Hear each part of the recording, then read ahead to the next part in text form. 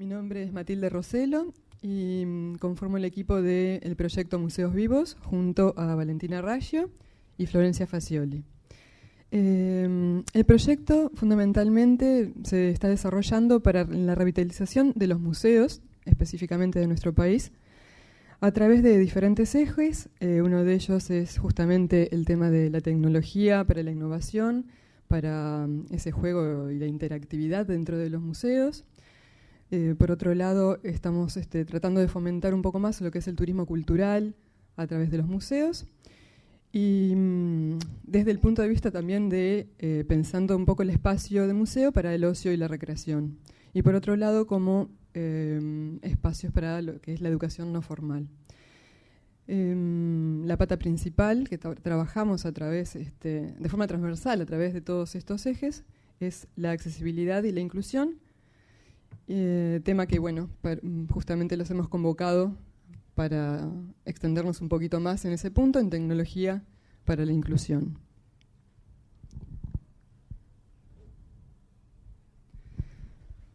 Vamos a ir pasando algunas imágenes como un poco a modo de apertura, pensando un poquito en el tema de la accesibilidad, del diseño de los objetos, desde, por ejemplo, a lo largo de nuestras vidas, de pequeños, cómo se piensan los diferentes objetos, los diferentes espacios, el entorno. Desde pequeños alcanzamos algunos objetos, los cuales en realidad no está bueno que los alcancemos, pero bueno, no son pensados para esos niños justamente, y por eso es que se empieza como a hacer esos parches de pequeños dispositivos para los cuales los niños no puedan acceder, por ejemplo, ¿no?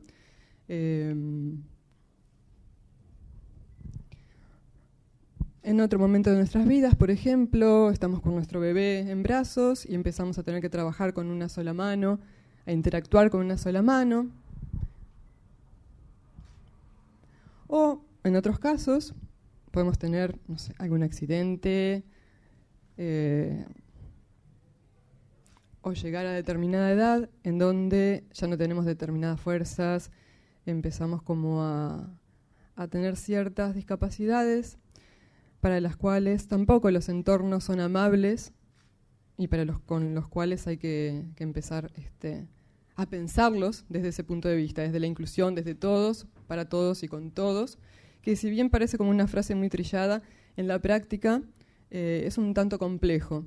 Es muy difícil esa utopía de que sea algo accesible para todos, pero bueno, sí pensándolo desde desde el arranque de un proyecto, desde ese punto de vista, sí logramos que sea mucho más abarcable. Hay veces que empezamos como a generar pequeños parches y ahí es lo complejo y también lo que empieza a encarecer los diferentes proyectos.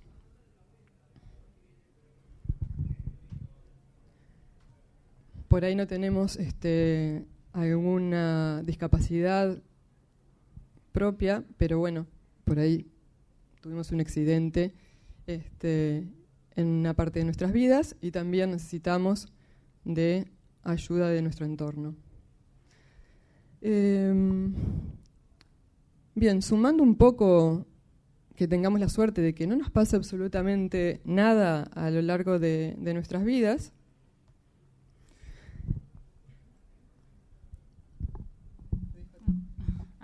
sumando el tiempo en el que tenemos problemas de interacción con el entorno, en donde tenemos, por ejemplo, cuando somos chiquitos, que tenemos acceso a enchufes que son peligrosos, o nos caemos y, no sé, nos fracturamos un pie y tenemos problemas para subir una escalera, sumando todo ese tiempo nos da que un 40% de nuestra vida estamos teniendo problemas de interacción con el entorno. Entonces, lo que vamos a tratar de hacer en esta pequeña charla, en esta media hora, es, por un lado, empezar a ver, bueno, qué características tiene que tener una ciudad inteligente, ¿no? Después, un segundo punto que vamos a ver de la mano de esto de la ciudad inteligente es la corriente del diseño para todos. Y finalmente vamos a ver cómo la tecnología acompaña todos esos conceptos desde lo inclusivo a través de 2 o 3 ejemplos. Bueno, lo primero que vamos a ver es esto que hablábamos de que es una ciudad inteligente. Para eso Vamos a ver un pequeño video del Centro Nacional de... ¿Dónde me fui? Centro Nacional de Tecnologías de la Accesibilidad en España, que resume muy rápidamente lo que ellos consideran una ciudad inteligente, como para trabajar desde ahí. No tenemos sonido, ¿no? Para.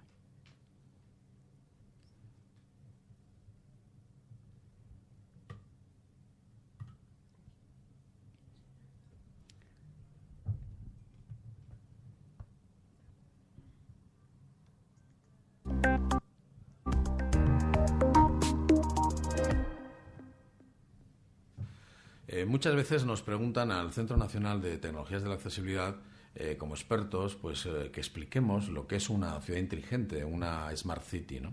Y nuestra respuesta yo creo que siempre les sorprende porque nunca hablamos de tecnología. Para nosotros, una ciudad inteligente es una ciudad accesible, es una ciudad amigable, asequible, es una ciudad inclusiva, sostenible, integradora, participativa, es una ciudad eficiente y segura. Esto es en realidad una ciudad inteligente. Dice, una ciudad sensorizada, monitorizada y dotada de abundante tecnología no siempre es inteligente. Dice, y la tecnología es necesaria, pero es únicamente la herramienta para poder conseguirlo.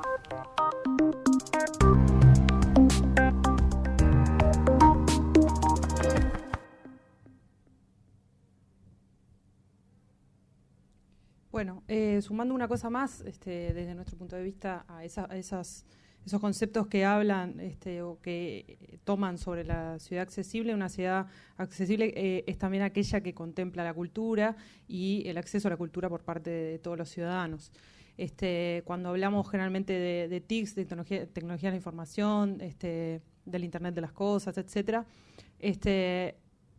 quizá la dificultad mayor está en ver la relación que tiene eso con los usuarios, ¿no? Y con las personas y el entorno en el cual se usan esos dispositivos, servicios, etcétera. Hoy en día, cuando hablamos de accesibilidad, es muy probable que pensemos en conceptos relacionados a silla de ruedas, rampas, enfermedad, discapacidad, lengua de señas, braille, limitación, barreras, ayudas técnicas.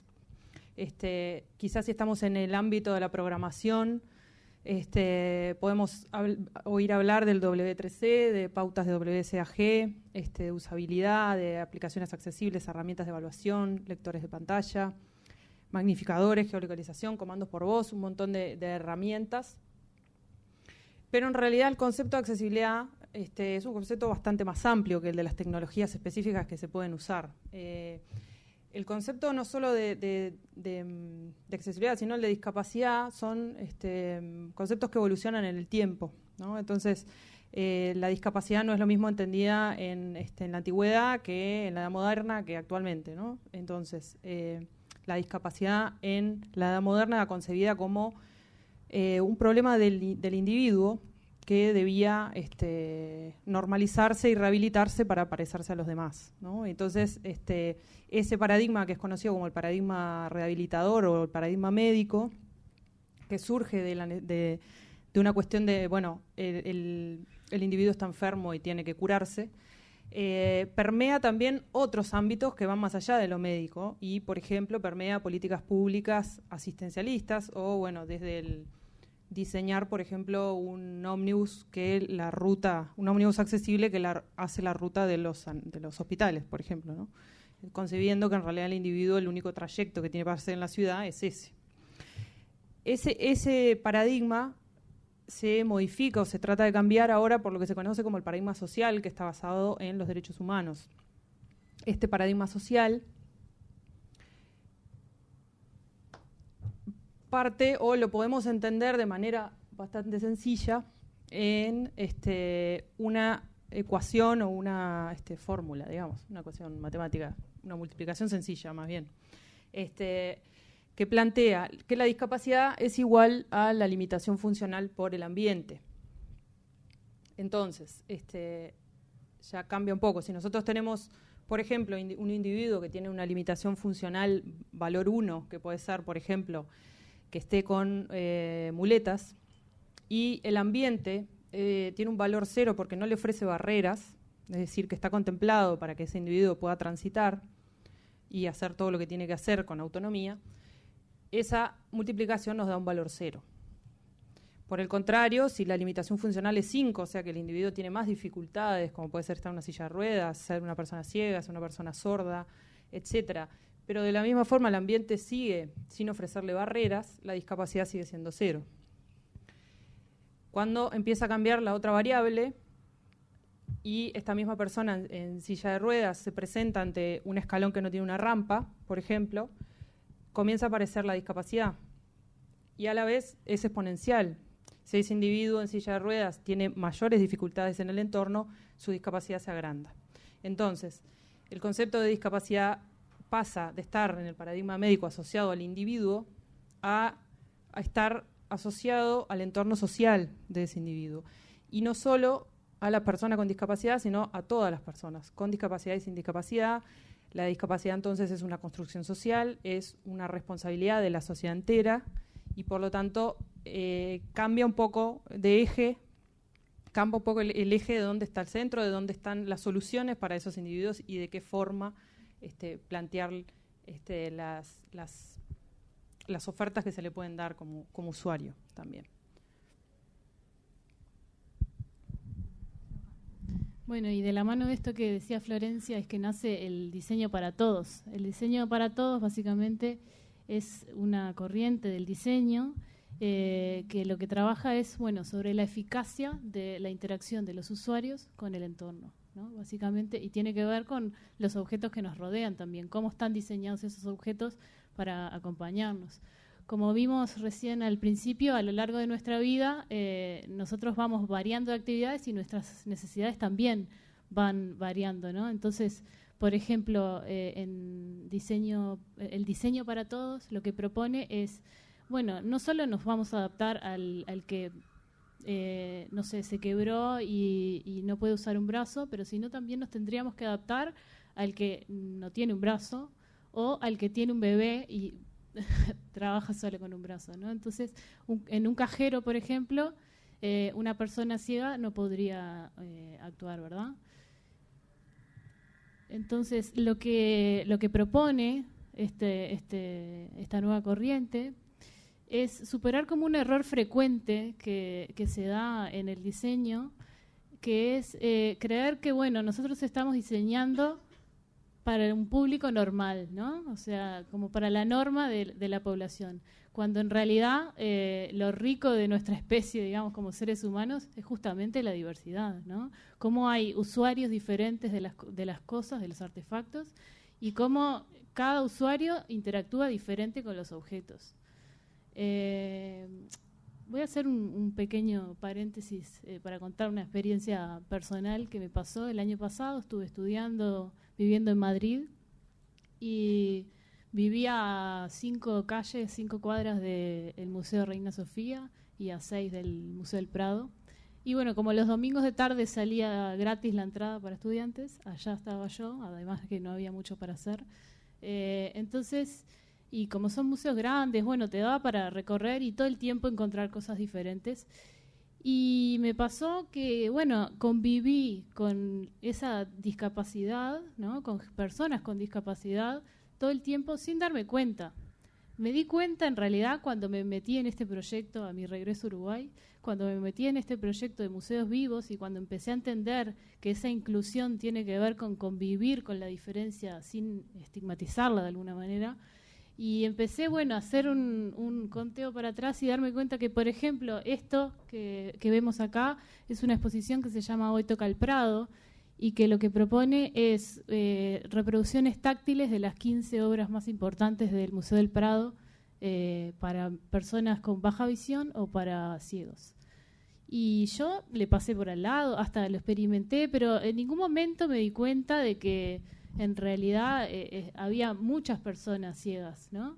Entonces lo que propone la inclusión y lo que propone el diseño para todos es justamente eso, romper con eso de que mostrábamos hace un ratito de, hagamos actividades solo para determinadas personas, ¿no? Cuando en realidad esto perfectamente lo puedo experimentar yo, ¿no? Yo puedo cerrar los ojos, ponerme a tocar y ver qué se siente como otra experiencia, ¿no?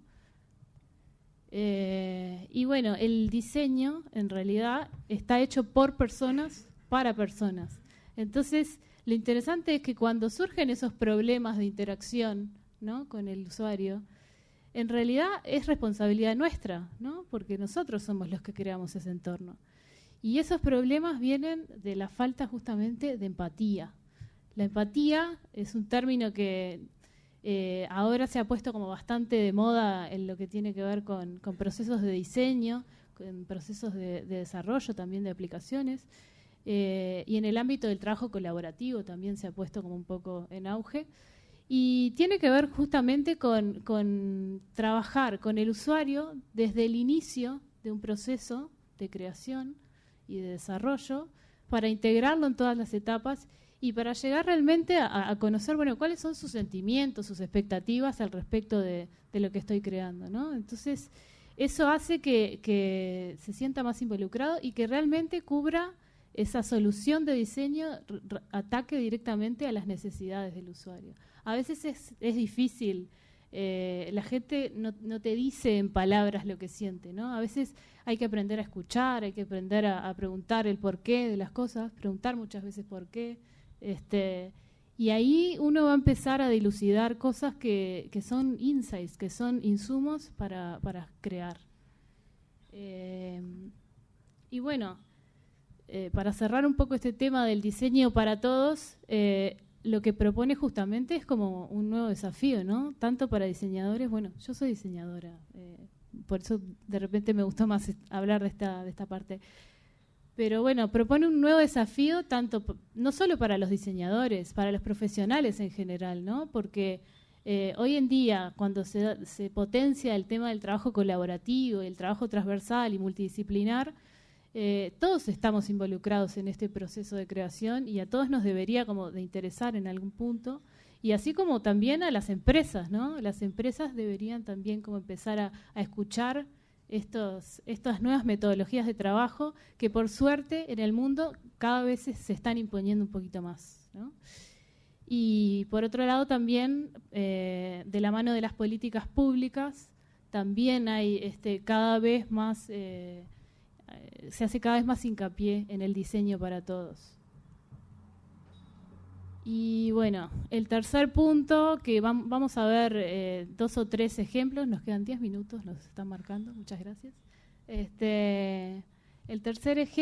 tercer punto de la charla, que es la tecnología inclusiva, vamos a ver 3 ejemplos en donde, bueno, se contemplan todos estos conceptos de los que hablamos, ¿no? El primero se llama Magical Harp, que surge en Palo Alto, Estados Unidos. Y bueno, vamos a ver el videito.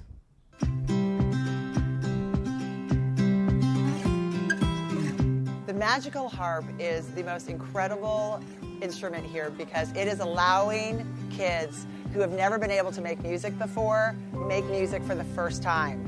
Technology is a huge part of Cameron's life out of the playground. He's used to technology to communicate. He uses communication devices. So having it in the playground is just a natural fit for him and kind of brings his world together. I think this is great. I really think that the whole point of this is that you can do whatever you want, whether you're in a chair. She likes it. We move her through. She hears the sounds and loves sounds.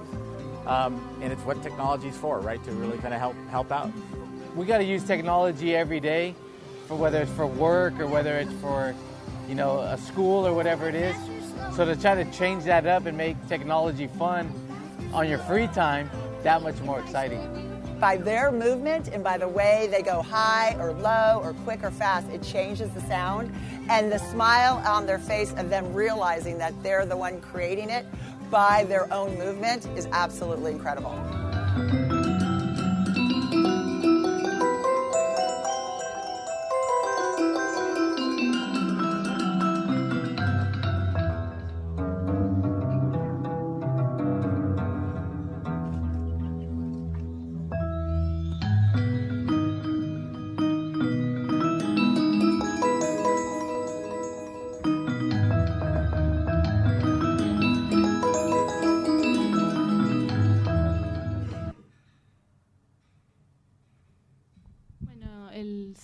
Ejemplo que vamos a mostrar es una guía interactiva que a través de la geolocalización ayuda a cualquier persona a circular por un museo.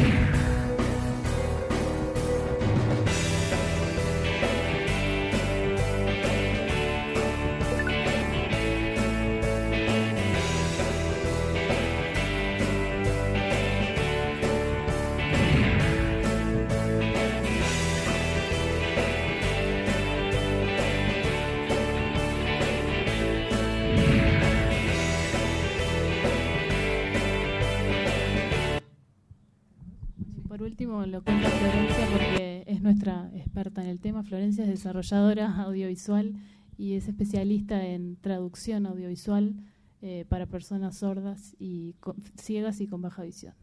Bueno, esto es hay una foto, ¿no? Está. En el Centro Cultural España, en el año 2014, se hizo un evento que se llama Troca Arte, que lo que hace es trocar obras de arte de artistas nacionales por cualquier cosa que se ofrezca menos dinero. Entonces, en ese momento, un artista que se llama Luis Díaz, que es nacional, ofertó su cuadro y yo le oferté hacer la versión accesible de ese cuadro. Entonces, en 2015 hicimos la presentación de esa versión accesible. La versión accesible, en este caso de una obra de arte, se componía de dos elementos. Por un lado, una reproducción táctil de la obra modelada y impresa en 3D. Eso fue hecho en conjunto con el artista, con criterios de a más intensidad de color en la obra, mayor altura de la impresión. Y a la vez se complementa con una descripción auditiva de la obra, que es lo que se llama audiodescripción, que es un sistema que se utiliza no solo para obras de arte, sino para películas de cine, obras de teatro. Cualquier producto cultural puede llevar una audiodescripción. Por definición es una voz en off que relata lo que se está viendo. En este caso, la audiodescripción lo que relataba era información sobre el artista, información sobre la colección en la que estaba inmersa esa obra, porque era una obra perteneciente a una colección más grande, datos relativos a los colores, a las formas, a los volúmenes, a la relación de tamaños entre los elementos de la obra. Entonces, de esa forma, la persona ciega, a la vez que tocaba, podía escuchar y ir reconociendo esa obra y explorando con otros de sus sentidos. Ahí se ve la obra, ¿no? Esa es la obra original, y sobre la mesa estaba presentada la parte accesible. Obviamente esta exposición era una sola obra accesible, pero igual era una forma de sensibilizar sobre todo a personas que no tenían discapacidad sobre que existen sistemas y formas para que las personas con discapacidad estén incluidas de forma autónoma en los mismos espacios donde circulamos todos. También está acompañado por un texto en braille. Y bueno, como para ir dando un poco cierre a esta charla, nuestra intención, no sé si la logramos, pero nuestra intención por lo menos era hablar un poco de la inclusión como una idea un poco más amplia, ¿no? Que se fueran con una idea un poco más amplia de que la inclusión es algo que nos puede afectar a todos en algún momento de nuestras vidas, como es algo cercano, ¿no? De hecho, como dijimos al principio, el 40% del tiempo es una cifra bastante alta. Por otro lado, nos interesaba traer la inclusión a un evento de tecnología. Nos parecía que era como muy interesante esa mirada transversal sobre el tema, y también teniendo en cuenta lo que hablamos de la ciudad inteligente, ¿no? Como la tecnología por sí sola no hace nada, sino que somos nosotros los que hacemos la ciudad inteligente con la tecnología. Y bueno, trajimos de nuevo como esta diapo de nuevo desafío, porque en realidad lo que les proponemos es justamente darse un espacio para, bueno, pensar un poco en todo esto que acabamos de hablar y reflexionar acerca de cómo nos llega en algún punto el tema de la accesibilidad, la inclusión y cómo está al alcance de todos poder hacer algo al respecto. Muchas gracias.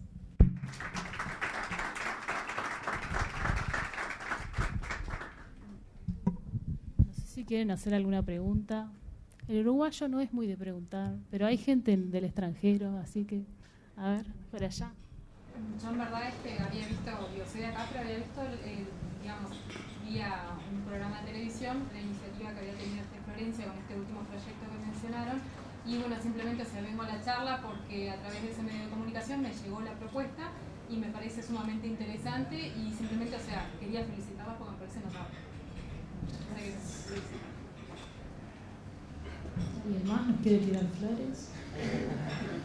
Pasa por un tema de recursos, de aplicación de recursos en cuanto a lograr ciudades más inteligentes, o pasa por un tema de conciencia, es decir, tal vez los recursos estén y todavía a nivel no somos conscientes cuán difícil, cuán frustrante es para gente con discapacidad el poder tener acceso, como ustedes decían, a una simple entrada, a un teatro, un cine, etcétera. Bueno, esa es una de las grandes preguntas. Yo creo que ahí, y en esto del diseño para todos, lo que me parece más interesante y en relación a los costos, es el planteo que el diseño para todos plantea que desde el inicio, desde la primera etapa de que uno piensa algo, lo pueda contemplar para todos los usuarios. Y generalmente eso, pensarlo así, es más barato que andar ajustando después lo que uno ya hizo. Bueno, Matilde trabaja, es arquitecta, trabaja en la parte de rampas. Vos hablabas de que era más...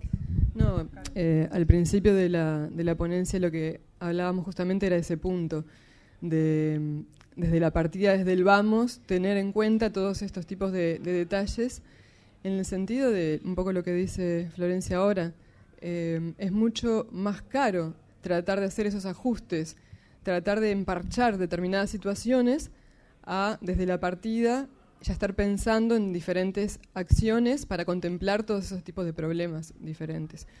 Y poner el pienso en el entorno, en el espacio y no en la persona. Hablando un poco del tema del cambio de paradigma que mencionaba recién hace un rato Florencia. Sí, igual yo creo que es una cuestión de conciencia, sobre todo. De destinar recursos ahí y... Bueno, no sé, la otra vez hablando del tema de la accesibilidad de películas, por ejemplo, en el costo que tiene hacer una película, el costo de hacer accesible esa película es un porcentaje muy bajo. Lo que pasa es que no está concebido en la cadena de producción que tiene hacer una película y eso llega recién al momento de la distribución y bueno, ahí la hace el que por ahí tiene alguna sensibilidad al respecto o porque está obligado por ley en determinados países o porque, bueno, por otras circunstancias y no tanto por la motivación de crear algo para todos, digamos, que es lo que la idea.